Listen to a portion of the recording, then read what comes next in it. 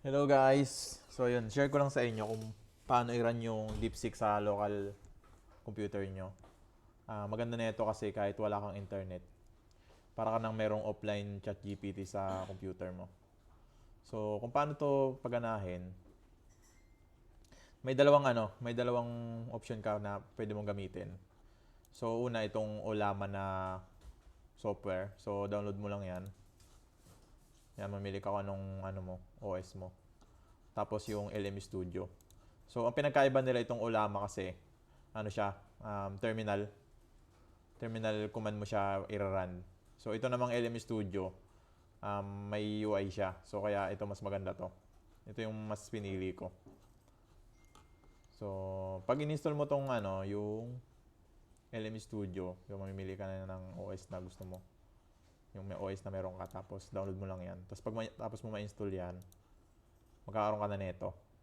So sa unang download mo niyan, siyempre pag na-install mo na, wala ka pang na-download na model. So search mo lang dito, tapos i-search mo lang DeepSeek.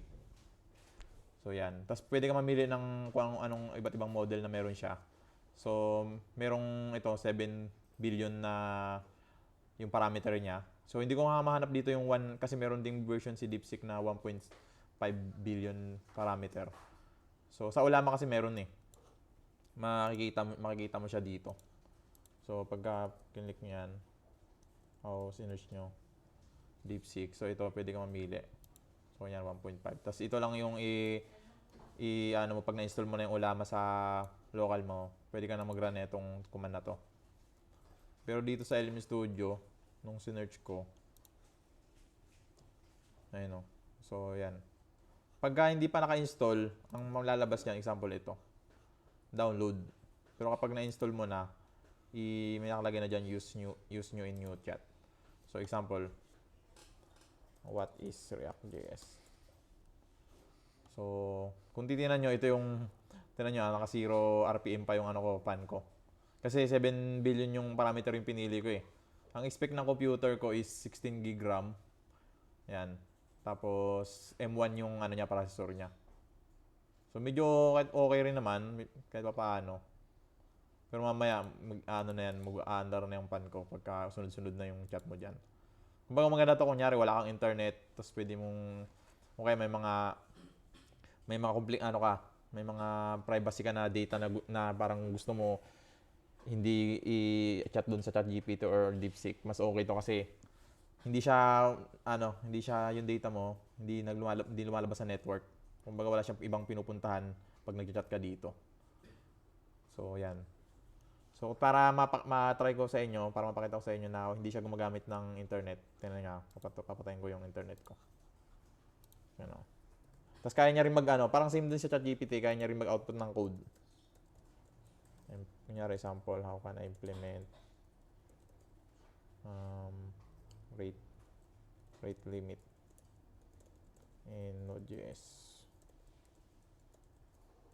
using external library. So yan, wala akong internet niyan. So meron siyang loading. So yun yan, thinking, nag-generate na yan ng output niya, pero hindi pa yung final. So mostly naman mga ganyan eh. Pero ito sa kasi sa ChatGPT hindi nila sinushow yan. Itong thinking na na parang yung process yan sa machine learning eh.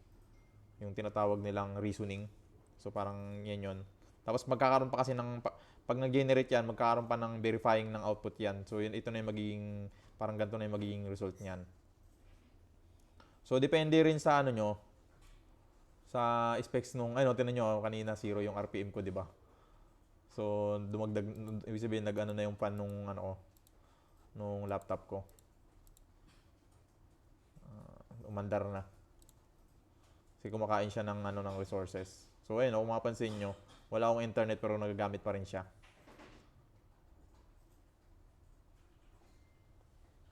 So, yan. Ayun, di ba? Kaya niya rin parang same lang na same din sa ChatGPT kung paano niyo siya gamitin, pero ang maganda kasi nito, pwede niyo siyang i-run sa local niyo. So, itong yung tools pala na tong LM Studio. Parang ano ba to? Ngayon ko pala nakarang ko pala ito ginamit eh. Parang running siya ng mga model ng machine learning. Same din dun sa Olama. Parang pwede kang mag-run dito ng mga open source na model. So, pero itong maganda kasi LM Studio, meron siyang UI eh. So, yan, di ba? So, yun lang guys. Sa mga susunod kong post, mag-ano rin ako, mag-share din ako ng mga about sa AI. Kasi itong DeepSeek, inaaral ko yung ano nito, yung pinaka technology niya talaga. Kasi gusto ko magkaroon din ng sariling ganito dito sa atin. So, tsaka kung ano rin, baka makatulong sa inyo tong video ko dati na pinost ko. Nung pinost ko to, hindi pa na-release yung ChatGPT na ito eh. Pero that year lang din naman na-release yung ChatGPT. So, ayan, April 8, 2020 pa ako nag-post nung about sa machine learning. Yan yung una kong tutorial. Baka makatulong sa inyo itong video na to sa mga interested mag-aral ng machine learning or nung AI nga. So, gumawa ko ng simple application dito pero wala akong ginamit na external library. Pinost ko rin yung source code niyan. So, sa mga nag-aaral ng machine learning, baka makatulong. So, yun lang guys. Bye.